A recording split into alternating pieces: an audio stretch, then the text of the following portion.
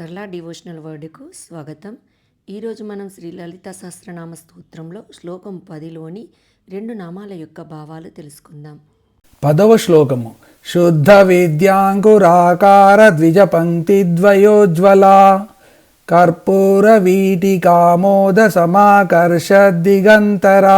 ఈ శ్లోకంలోని మొదటి నామము శుద్ధ విద్యాంకురాకార ద్విజ పంక్తి ద్వయోజ్వల.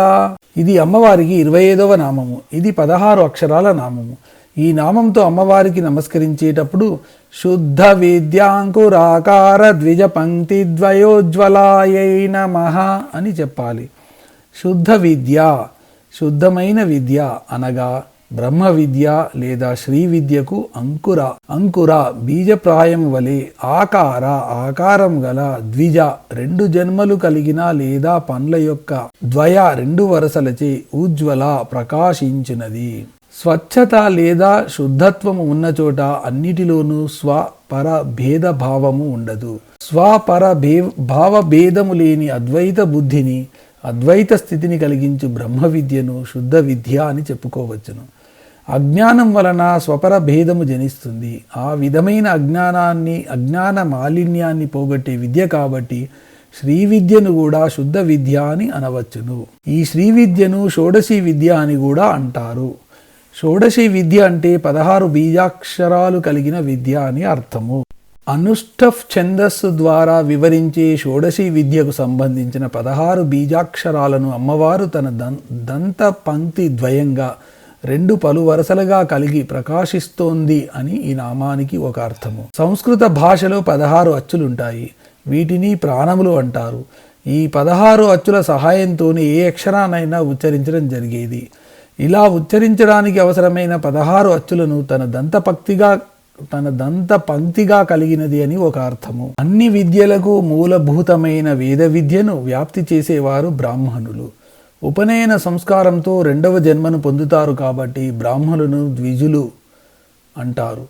పళ్ళు కూడా 2 సార్లు వస్తాయి కాబట్టి పళ్ళను ద్విజ పదంతో వ్యవహరిస్తారు. కాబట్టి ద్విజ పంక్తి ద్వయం అంటే 2 వరుసలుగా బారులు తీరి కూర్చున్న వేద బ్రాహ్మణులు అని ఒక అర్థము.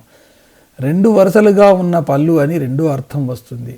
వేద స్వస్తి జరుగుతున్నప్పుడు ఇలాగే ఎదురెదురుగా కూర్చొని ఒక వరుసలోని వాళ్ళు ఒక వాక్యం లేదా పనస అంటే 2వ వరుసలోని వారు 2వది అంటారు. వేద విద్యా వ్యాప్తిని షోడశీ విద్యా వ్యాప్తిని చేయడానికి ఉపయోగించే ద్విజపంక్తి ద్వయాన్ని తన 2 పలువరుసలుగా కలిగినది అని మరొక అర్థము. అనుష్ఠ శ్లోకత్వము అమ్మవారి పళ్ళ కూర్పులోని ఇముడి ఉందని ఇంకొక అర్థము. ఇలా ఎన్నో రహస్యమైన అర్థాలు ఈ నామానికి ఉన్నాయి.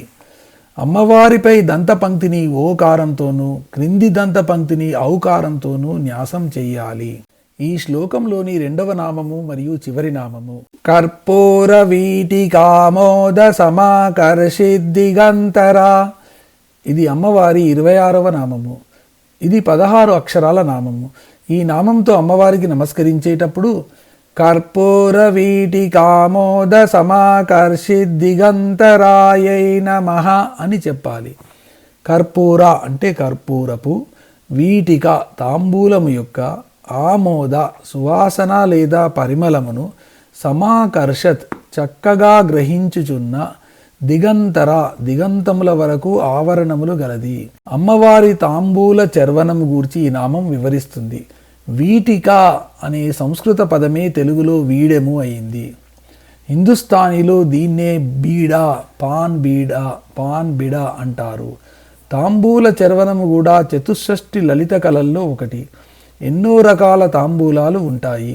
జరద, కార, మీఠ మొదలగునవి. కానీ అమ్మవారు వేసుకున్నది కర్పూర తాంబూలం.